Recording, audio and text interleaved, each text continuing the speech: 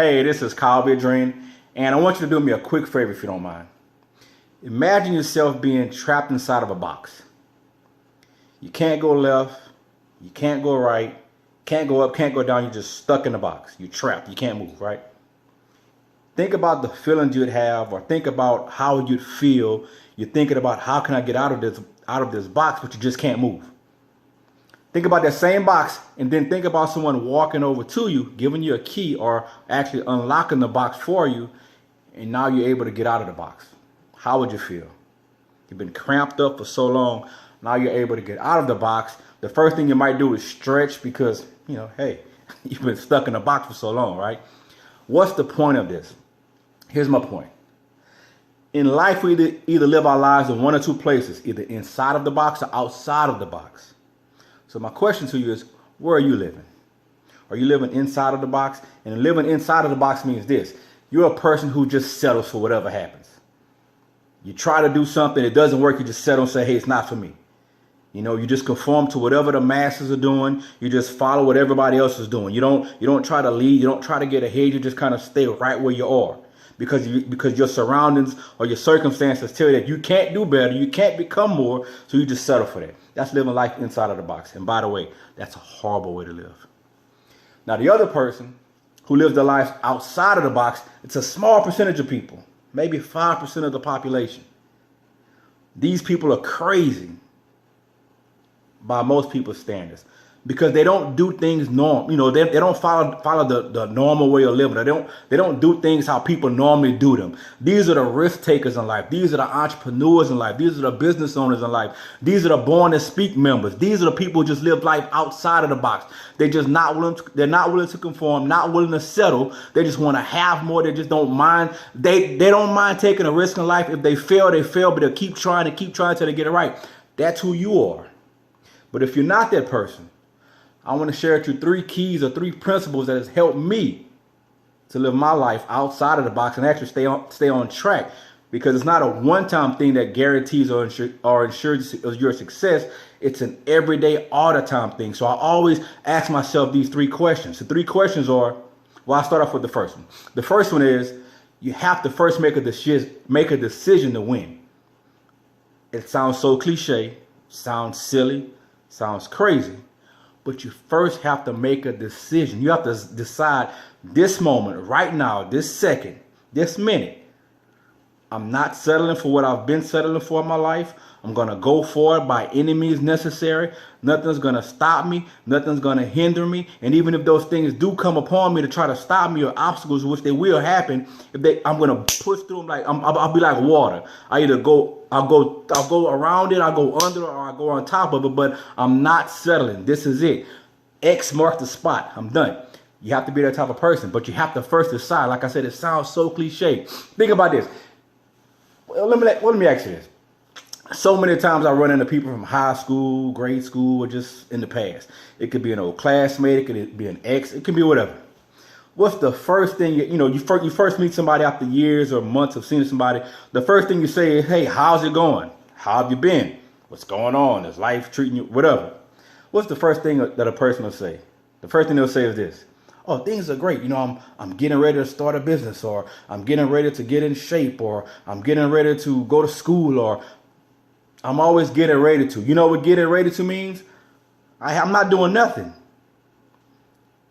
And I'm guilty. I've done them plenty of times, because you don't want to be embarrassed when you meet somebody it's been 5 years, and you don't want to say, oh, you know what? I'm in the same predicament or the same situation I've been in. Nothing has changed. I'm still broke. Credit's still bad. Still don't have a car. You don't want to say that, so you just make it, well, I'm getting ready to go to school, and I'm about to get on a diet, and you say all those things, but really you're not doing anything. So you have to make a decision today to go forward with your life. You have to decide. I remember a quote I heard years ago. It stuck with me for years. It said this. It's about Benjamin Franklin. Benjamin Franklin said, many people die at age 25, but aren't buried until age 75. That's true. So true. Let me ask you this. How many times have you ever walked into Walmart? Maybe you don't go to Walmart. Maybe you're a Target person. I don't know. But every now and again, I go to Walmart. I don't shop much, but I go to Walmart. The first person I see is an elderly person, might be 60, 70 years old. And they give you the buggy, the push cart, whatever they call it, the grocery cart, whatever. They give you the cart, and I sit and think, well, why is this person, this is 60, 70 years old, they're not there because they want to be there. They're there because they didn't make a decision 20, 30, 40 years ago to prepare for the future. And life and chance hits us all, but because they didn't make a decision or they didn't stick to it continually every day, effortlessly going after what they pursuing what they said that they wanted, they ended up retiring, and they can't afford the bills, or Social Security isn't taking care of or providing what they thought it would, and they're forced to get a job at Walmart, being the greeter, I think is what it's called. And my heart goes out to those people because I know in my heart of hearts they don't want to be there. They don't wake up wanting to do that. After working 50, 40, whatever years, that's not what their desire was for the end of their life. But because they didn't make a decision, they got stuck there. So in order for you to go forward, you got to make a decision. Today, right now, go write it down. I will today. X mark the spot today. That's the first one. The second one is you have to monitor your surroundings. As an old saying, birds of a feather flock together. My grandmother always used to tell me that. I'll bring one of those little nappy-headed boys to my grandmother's house, and she'd say, "Well, Kyle, I don't know about him." "No, grandmother, he's good people." Your grandmother always knows. They know. And she would tell me, you know what? If you hang with this type of person, I have to. And this is a bad person by everybody's standards. He's a bad person. But if you hang with that type of person, it's safe to assume that you're that type of person. No, I'm not like that. Either you are or you will be. That's the same thing in our life as we get into to adulthood. If you're trying to become financially independent or secure, if you're hanging with 5 broke people, give it a little time, you'll be number 6, I promise you. But on the other side of the coin is this: if you hang with 5 successful people or 5 wealthy people, give it a little time and you'll be number 6. Your surroundings are very important. I mean, have you ever seen a drug dealer and a police officer who are buddy? Doesn't happen. Why? Now, they might have been friends all of their lives, childhood, played pee-wee football, did cheerleading and stuff, all those things together. But when they got to a certain point in their age, one decided to go left, one decided to go right. And their friendship had to sever. The ties had to be severed. Because one was trying to live one way and one was trying to live a different way.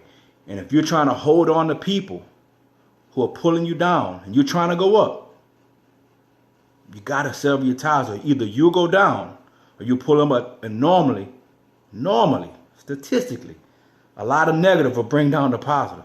So you got to just set yourself apart, go do what you're supposed to do, build yourself up, and maybe go back and lend the lending hand and try to show them. But you have to separate those ties. You have to get away from them. They're going to drain you. They're going to stop you. They're going to make everything that you're trying to do, they're going to discredit it because they can't see it for themselves. So they definitely can't see it for you. So you have to disassociate yourself just for a moment.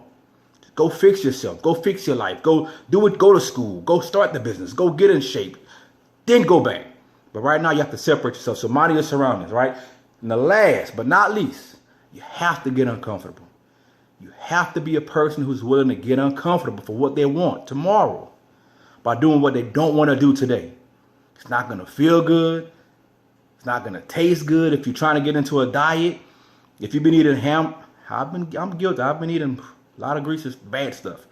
But if you've been eating hamburgers and pizza and fried chicken and fried this and fried that, and if you've been eating that, it tastes so good.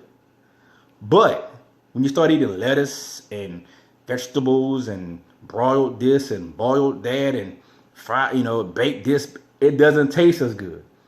But it's good for you. And if you're trying to have a 6-pack, if you're trying to be beach body ready or look all this cute and all those, you have to do it. So you have to get uncomfortable first in order to get comfortable later. The same thing, the same way it works in our finances, in our marriage, relationships, with our goals, with our raising kids. You have to get uncomfortable first and do things that you don't want to do today in order to have things that you want to have tomorrow. That's the only way.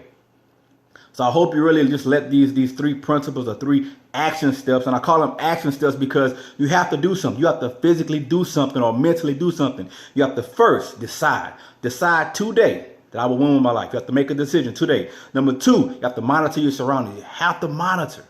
Be very aware. Be very conscious of what's going on around you. Who is in your circle? Who is in your life? Who are you allowing to either add or devalue your life? You have to be conscious of that. And number 3, you have to get uncomfortable. You have to be a person who's willing to get uncomfortable first, so you can have everything you want tomorrow. But you have to do it.